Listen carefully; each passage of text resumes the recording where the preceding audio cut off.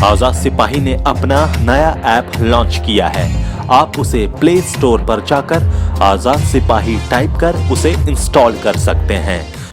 नमस्कार, आजाद सिपाही के प्राइम बुलेटिन में आपका स्वागत है। मैं हूं राहुल सिंह।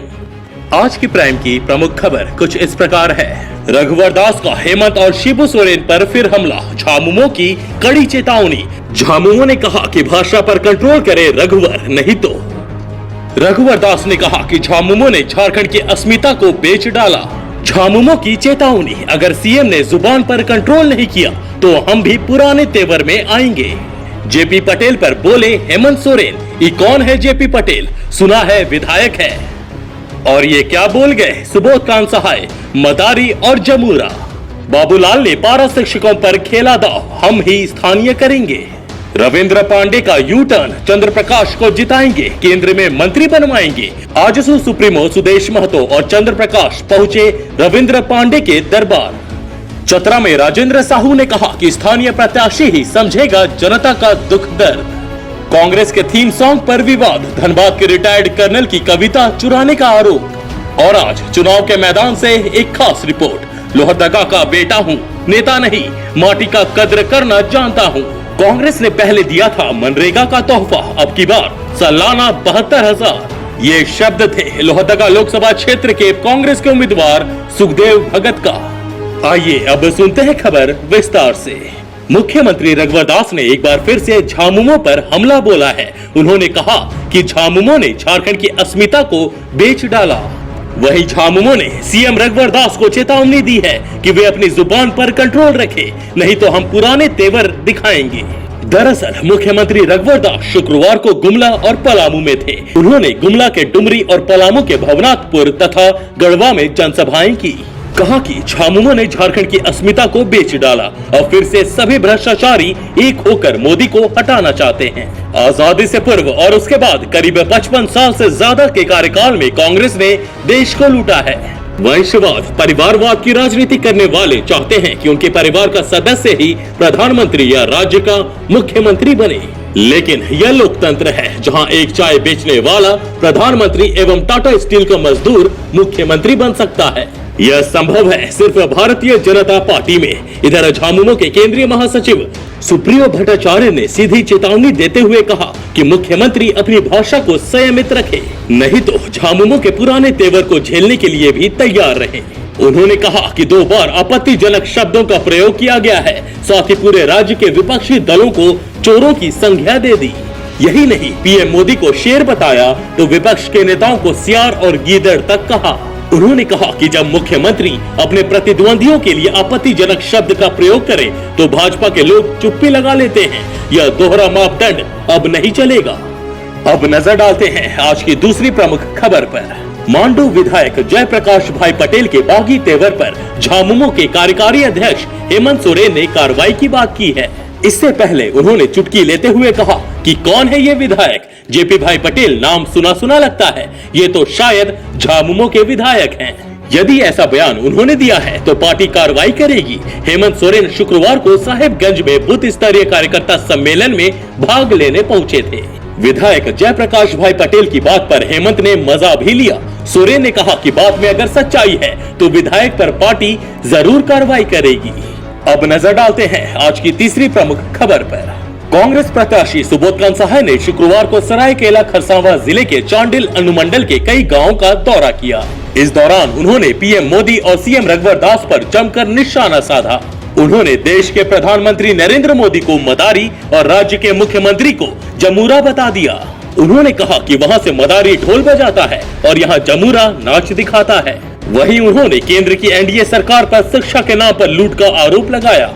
सुबोध कांत सहाय ने कहा कि करोड़ों रुपए का बजट शिक्षा के नाम पर पास किया जा रहा है। दूसरी तरफ राज्य सरकार स्कूलों को बंद कर जनता को शिक्षा से वंचित कर रही है। इस दौरान सुबोध कांत सहाय ने कुकुड़ू, तिरुलडी आदि क्षेत्रों में जनसंपर्क अभियान चलाया। अब नजर डालते हैं आज की चौथी प्रमुख खबर पर। सतगावा प्रखंड में शुक्रवार को झाविमो के केंद्रीय अध्यक्ष और कोडरमा लोकसभा के प्रत्याशी बाबूलाल मरांडी ने जनसंपर्क अभियान चलाया। इस क्रम में उन्होंने झाविमो झामुमो कांग्रेस और राजद कार्यकर्ताओं के साथ रोड शो किया। रोड शो करते हुए हथाडी बदाल कलीडी गांव होते हुए मरचोई ग्राम में लोगों से मिले। इस क्रम में बाबूलाल मरांडी ने पारा शिक्षकों से मुलाकात कर कहा कि उनकी सरकार बनी तो सभी को स्थायी किया जाएगा। उन्होंने कहा कि पारा शिक्षकों की समस्या का समाधान उनकी प्राथमिकता है। साथ ही मधोपुर से मरचोई के बीच घाघरा नदी पर पुल बनवाने की बात भी कही। अब नजर डालते हैं आज की 5वीं प्रमुख खबर पर। चतरा लोकसभा सीट से निर्दलीय प्रत्याशी राजेंद्र साहू के चुनावी कार्यालय का उद्घाटन शुक्रवार को बालूमाथ में किया गया। राजेंद्र साहू ने कहा कि स्थानीय प्रत्याशी की जीत से ही लोगों की समस्याओं का समाधान हो सकता है। स्थानीय प्रत्याशी ही लोगों का दुख दर्द को समझ सकता है। कहा कि युवा इसे चुनाव नहीं चुनौती समझे। हर नौजवान और बुजुर्ग को अपने आप को राजेंद्र साहू समझकर चुनाव लड़ना है और 72 साल के कलंक को मिटाना है। यह चुनाव नहीं चुनौती है, अब नहीं तो कभी नहीं का नारा देते हुए उन्होंने युवाओं से आह्वान किया। अब जागना होगा, बाहरियों का दाल गलने वाला नहीं है। वे दिल्ली नहीं बिहार जाने की तैयारी करें। बिहार से आकर हमारे चतरा में शासन करने का अब सपना पूरा नहीं होगा। अब नजर डालते हैं आज की 6ठी प्रमुख खबर पर। एनडीए में सब कुछ ठीक ठाक है, यह दावा किया है आजसू के केंद्रीय अध्यक्ष सुदेश महतो ने। शुक्रवार को गिरिडीह के भाजपा सांसद रविंद्र पांडे से मुलाकात के बाद उन्होंने मीडिया से कहा कि ऑल इज वेल, एनडीए एकजुट है। बड़े भाई रविंद्र पांडे ने पूरा सहयोग का आश्वासन दिया है। उनके मार्गदर्शन में एनडीए की जीत होगी। टिकट कटने से नाराज बताए जा रहे बीजेपी सांसद रविंद्र पांडे से मिलने सुदेश महतो और एनडीए प्रत्याशी चंद्र प्रकाश चौधरी फुसरो स्थित उनके आवास पर पहुंचे थे। करीब आधे घंटे तक तीनों के बीच चुनाव को लेकर चर्चा हुई। मुलाकात के बाद रविंद्र पांडे ने कहा कि कोई नाराजगी नहीं है, हम लोग एकजुट हैं। एनडीए के प्रत्याशी को जीत दिलाकर दिल्ली भेजेंगे और वह मंत्री भी बनेंगे।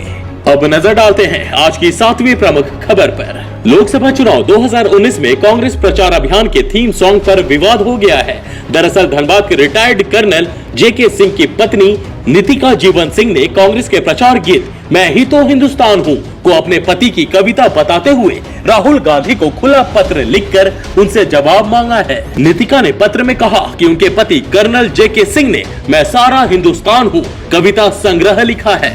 इसके अधिकांश बोल उनके पति की कविता से मिलती है। उन्होंने हाल ही में पीएम की मौजूदगी में नेशनल स्टेडियम दिल्ली में इस कविता का पाठ किया था। नितिका जीवन सिंह ने पत्र में कांग्रेस अध्यक्ष से आग्रह किया कि यदि वे इस गीत को आगे भी उसी रूप में दिखाना चाहते हैं तो उनसे सहमति पत्र ले लें। उन्होंने कहा कि इसके लिए उन्हें कोई राशि नहीं चाहिए। कांग्रेस पार्टी और राष्ट्रीय अध्यक्ष से उन्होंने बस इतनी मांग की है कि इसके एवज में वे झारखंड के किसी शहीद सैनिक या पुलिसकर्मी के परिवार को आर्थिक सहायता दे दें। इधर कांग्रेस नेताओं ने कहा कि इस गीत को मशहूर गीतकार जावेद अख्तर ने लिखा है। अब हम सुनते हैं ग्राउंड जीरो से रिपोर्ट। शहर नहीं गांव की गलियों में कैमरे की धमक और सामने आई सच्चाई। लोहरदगा का नेता नहीं बेटा हूँ, गरीबों का दुख दर्द जानता हूँ, सुखदेव भगत। चुनावी समर में लोहरदगा का नजारा बदला बदला है। शुक्रवार को आजाद सिपाही की टीम मांडर विधानसभा क्षेत्र में थी, जहां कांग्रेस प्रत्याशी सुखदेव भगत चुनाव प्रचार करने पहुंचे थे। पर यहां चुनाव प्रचार जैसी कोई बात नहीं दिखी। हाँ, गांव के लोग, महिलाएं और बच्चे सभी में एक उल्लास और उत्साह का रंग जरूर दिखा। सजी धजी महिलाओं ने सुखदेव भगत का पारंपरिक तरीके से स्वागत किया। वहीं स्वागत से अभिभूत सुखदेव ने भी उनके बीच घुलने मिलने में देर नहीं लगाई। अपने कांधे पर मांदर टांगा और लगे बजाने। इतना ही नहीं, मांदर की थाप पर थिरकते हुए उनकी ताल से ताल भी मिलाते दिखे।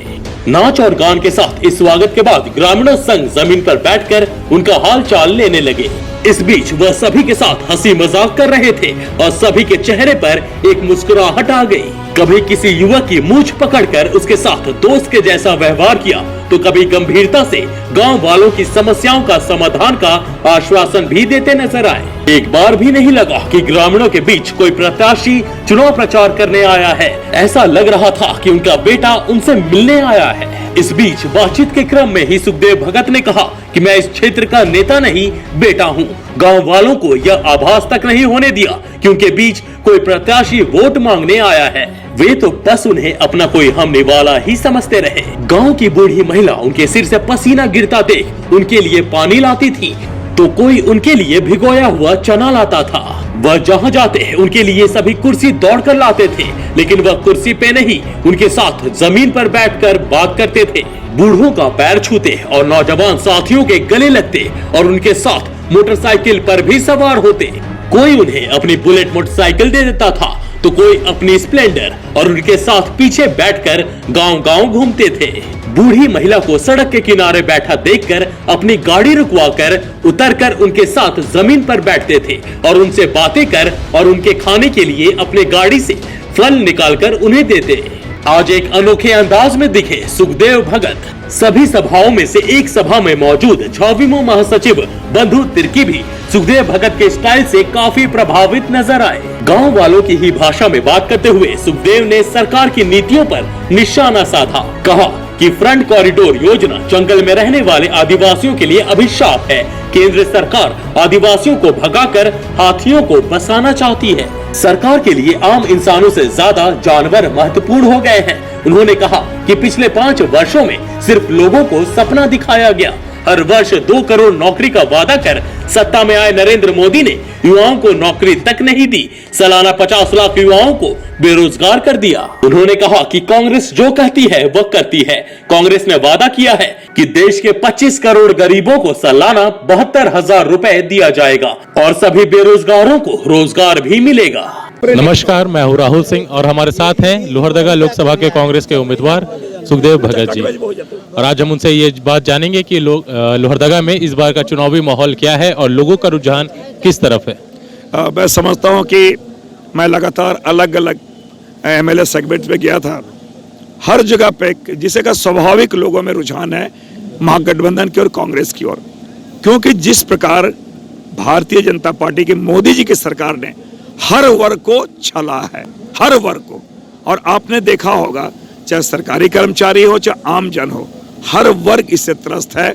और इसलिए लोगों ने मन बना रखा है कि भारतीय जनता पार्टी की सरकार को बंगाल की खाड़ी में वो फेंक देंगे। इस बार महागठबंधन की लहर कितनी तेज है?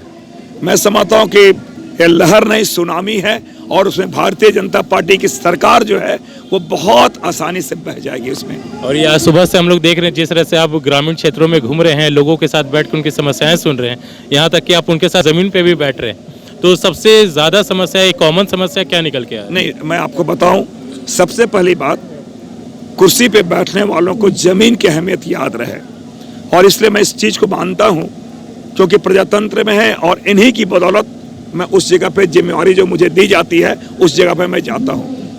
अहम सवाल ये है कि जो बुनियादी चीजें हैं, बुनियादी चीजें मैंने कहा कि यहाँ के आपने देखा होगा, जैसे या तो आप पीडीएस सिस्टम की बात कर लें, ओल्ड एज पेंशन की बात कर लें, स्कूल की बात कर लें या कनेक्टिविटी, रोड कनेक्टिविटी की बात कर लें, हर जगह वो समस्याएं हैं, बेसिक समस्याएं हैं। और बेस सरकार ने उस पर ध्यान नहीं दिया। आपने देखा होगा पहली बार इस सरकार में मॉब लिंचिंग हुई है।